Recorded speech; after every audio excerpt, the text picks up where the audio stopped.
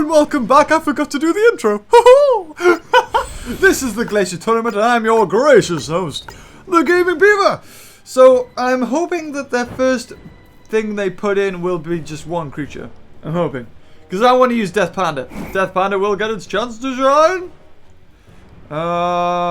Okay. So we shall have Dodo. Pud and Death Panda. Okay, the Dodo should take the hits from the Elasmotherium, them being the specials.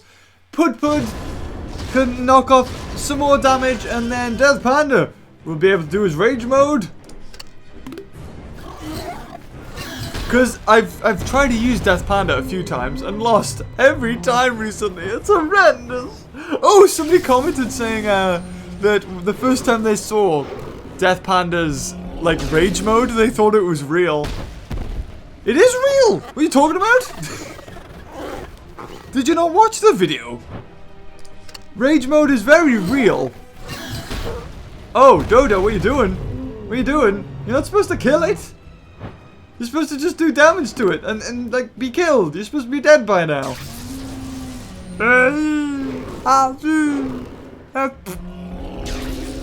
So I tried to use this other sloth in a video and I was like, what should I call it? And I didn't realize I'd already named it. I called it Pud. Okay. As long as it uses all its specials, that means that Death Panda won't be killed instantly. Which I would hope it wouldn't. Okay, there goes the block. He's probably going to go for a special. I don't think that's going to kill him. I hope not. Come on, Pud. Yes! Oh, with the tiniest amount of health. Charge it. Okay. Now it's going to be up to Death Panda. Come on, Death Panda. You could do it. I love Death Panda because his animation is unique. And the coloring's awesome. Ah, goes in for the tackle. Come on, Death Panda. If you get hit, that's it. Rage mode. What you gonna do? It hit the bear. And there it is. Rage mode. Nothing I can do. He's gonna use all my blocks and specials. But I think this one alone is gonna be enough. Ah! Yes, and there you go. Death Panda takes the lead. Ah, and he looks so cute. Don't be fooled, people. He's a very dangerous creature. Vincente. That's a nice name. Oh, I want to go get up against Barry. Okay. I could do a cat team now. I could do Thycosalis or whatever, Smilodon, and then Marsupial Lion. Oh, that's awesome. So I think somebody wanted a team Land Whale, Amphicyon, and Marsupial Lion. And you know what? I think that team could win it. I think that's very likely to win that. And I feel like Land Whale and Amphicyon are a bit like Carnotaur and Yutyrannus in Jurassic, except for in Jurassic they're terrible. I feel like that's what they wanted it to be like. But I can never use Yutyranosaurus and Carnotaur in the same team and feel confident unless there's a T-Rex there. So again, if you want to find all the weaknesses, look down in the description below. That's it.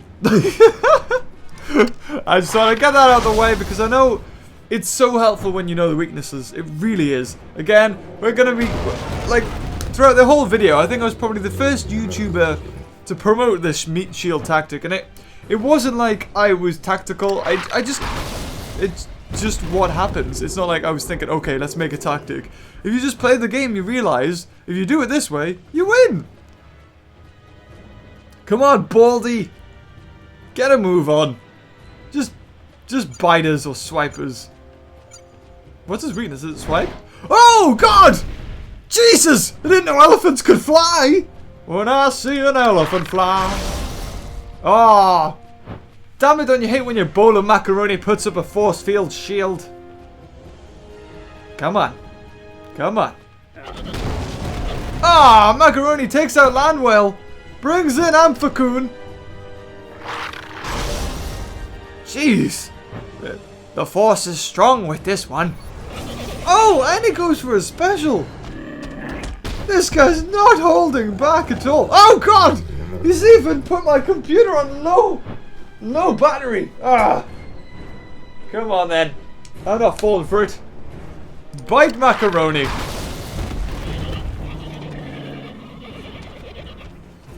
I'm so happy I got Macaroni? Marzipan. So happy. Because it's a really good creature. It even rivals Titan Boa. Well, it doesn't rival, but it's really close. It's usable. I know I'm going to end up buying Rajasaurus, and it's going to be pants. It's going to be absolutely rubbish, but I'm going to buy it anyway.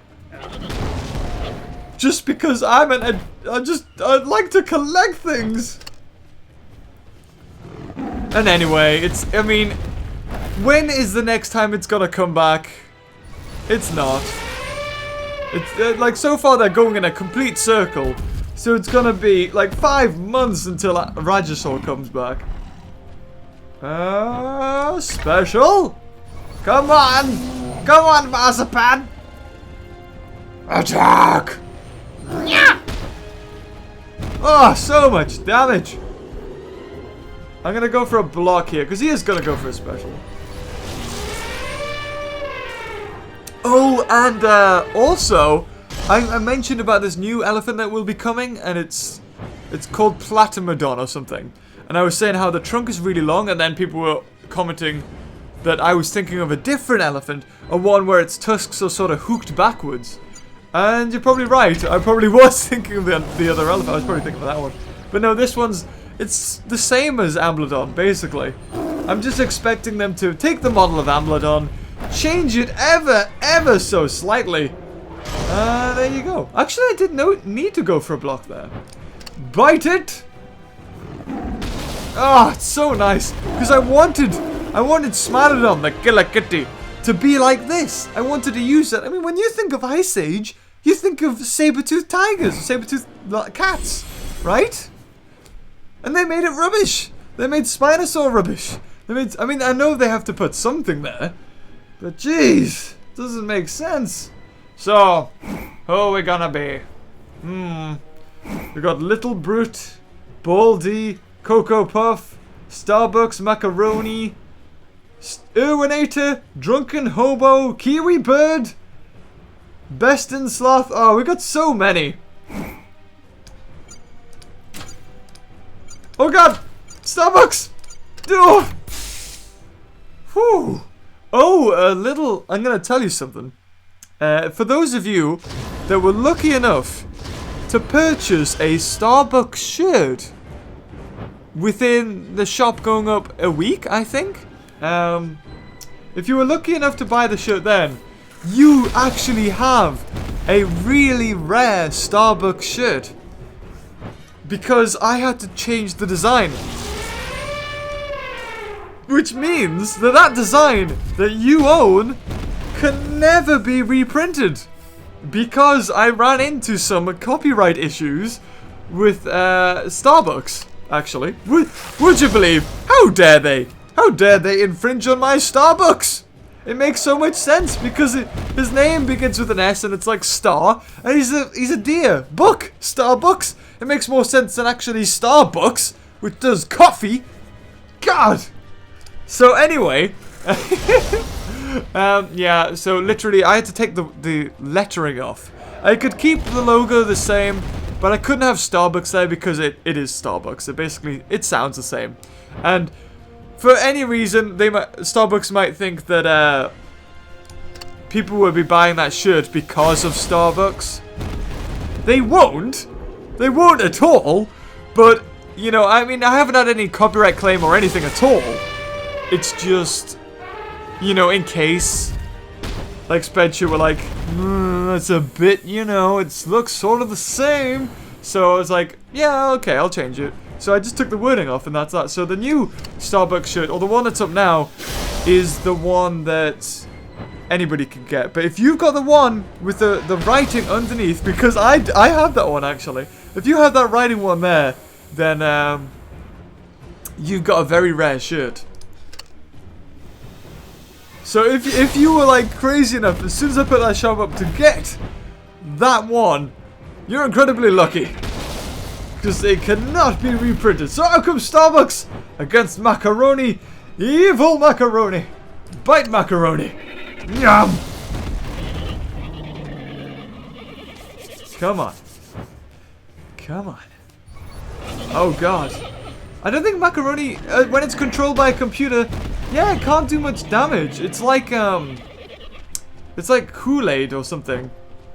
It does about the same. Look, I mean, look at the damage. Look at that. And he's used a special. God. Again, if you want to see a certain team, like a certain team used, just leave it in the comments below.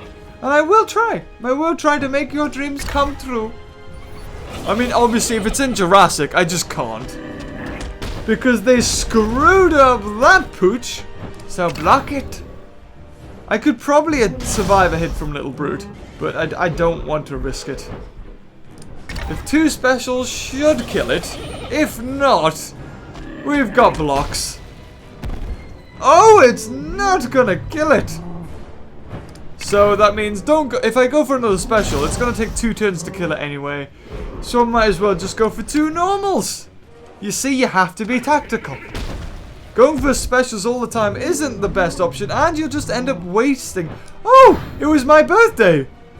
The amount of claws. No, it's not my birthday now. That would make me like 40. No, it was my birthday before. So if you rewind the video slightly, you can find out how old I am. Hit. Ugh. There you go. Starbucks wins. I think probably the first time it's won. So if you've got a shirt, you can celebrate in glory. And if you've got a rare Starbucks shirt, you can super celebrate in glory. And there you go. All those bucks will be going towards Rajosaurus. I'm waiting for, is it Baculites? Baculites? It's the aquatic one. I'm waiting for that one. I really, really want that creature. Because I've got a whole character I want to do for it. It's going to be awesome. You guys are going to love it. So as you know, with the Glacier, I usually do a little bit longer, and I'll do a story, a personal story. And I was thinking, oh, what could I do? What story could I do? And I was thinking, because a lot of people who watch this, a lot of kids watch this, so I've just put it here so we don't get disconnected. And for a lot of times, when I do the tournament and like just close the program, it loses my data. Like, I'll keep the books, but it won't keep my progress. So a lot of the times I've been an all-star, and then it shifted me back to Premier or Platinum, sorry, for no reason. So I like to switch parks just before to make sure that it's like saved. So like during high school, I had that YouTube experience where I made a video with my friend and it went viral, and I like. Everyone in the school found out. Nobody really confronted me about it apart from one guy. But, I don't know, it wasn't seen like, oh, you two are like these amazingly funny people on YouTube. It was sort of like, oh god, these guys made a YouTube video and it's cringeworthy. It was sort of like that. And so, after that, for a long time, every time we'd get an assembly, or, you know, we'd all gather in the hall, and there'd be a big projector, I would like have nerves. I would be so nervous, because I would almost expect the video to pop up on the projector and for everyone to start laughing. I was like, oh! So that led to me having a lot of social anxiety, like being put on the spot. And in winter, I used to get asthma. I mean, a lot of you know what asthma is, but basically it's just a shortness of breath and a wheezing. Which means like, it would get to the point where if I was nervous, I'd have to take a breath for every word I would say, almost like that. And in English, which is like just where you read and you know you do stuff like that, in high school, every now and again when we'd read a book, or at least you know, the teacher would select a group of people or a few people to read out a chapter or to read out a character or to be a character. And, which, if I was to do now, that would be great. I'd love to do that. But at the time, and there's a point that sticks out so vividly in my mind. And it was where I had asthma. And I was, you know, panting almost. And the teacher, I would just, at that lesson I'd be nervous because I didn't want to be picked. Because I didn't want to be put on the spot where everybody's listening to. And then there was a thing, and it's not like I was out of breath. It's just, I'm breathing constantly, and you know, with a wheezing as well. It just was not a pleasant experience. And one time she picked me. And I was supposed to read this whole chapter. And like, I could just feel that, like, because I was on a table full of girls, and I just knew they felt so sorry for me. Like, we did one page, not even the chapter, and she was like, okay, that's enough. That's enough of me wheezing. And like, afterwards, they were just like, oh, I feel so sorry for you. And, oh, God, it sucks. It sucks to have asthma and to be put in those situations. And the fact that I had that sort of, I feel like I still suffer from a bit of that. Like, if I was on the show Friend Zone in Polaris, and, like, for Polaris, that channel. And you go into it, like, a small room, and you've got these two guys looking at you, and they've got cameras, and there's these TVs, and there's only one door, and, you know, there's loads of people watching you, and it gets quite hot, actually, because you're wearing a onesie, and you've got all these lights above you.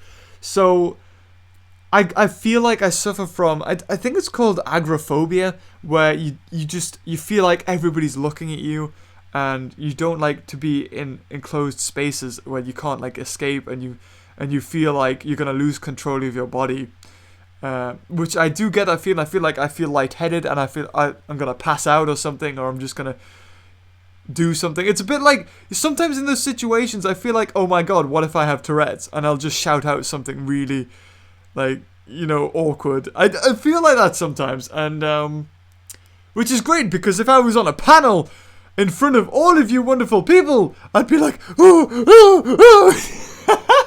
I don't think I would be, because I know you guys would be there for me, but, like, when I'm on a show with Ross from Game Grumps, and this is a guy who I've respected for a lot of my life, because he's an animator, and I've loved his works, and because I'm primarily an animator, or that's what I like to see my skill as, being there in front of him for a Let's Play, it's like, I want to animate, I want to show my stuff, and I want to, you know, and I was so nervous, and you can see it in the recording, and it sucks, because if I was to do it again, I'd be like, you know what, screw it, I'm the Gaming Beaver, and I would just go mental, you know. I feel like that's what I do, but it was the first time doing that, and, you know, it does suck to have social anxiety. I wouldn't say it's as bad as agoraphobia, or agoraphobia, it's one of the two, but, you know, a lot of people have that, and I think with the way the world is now, we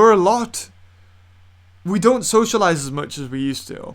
Like, since I've stopped going to uni, there's no reason for me basically to leave the house. I do, but there isn't any reason. Like, I could just stay in, do videos, cook something, you know, I might have to go out to town, I might have to go to the shops for something, but really, there's no reason for me to interact with anybody, which sucks. And I think if you have a social problem, it only exacerbates the issue, because if you've got a problem, you need to face it head on. Well, depending on what it is. Not like, you're scared of needles? Here's 20 of them, stab them! No, not like that, but you know, you need to confront the issue, you need to ease yourself into it, and when you face in a situation like me where you don't have to go out,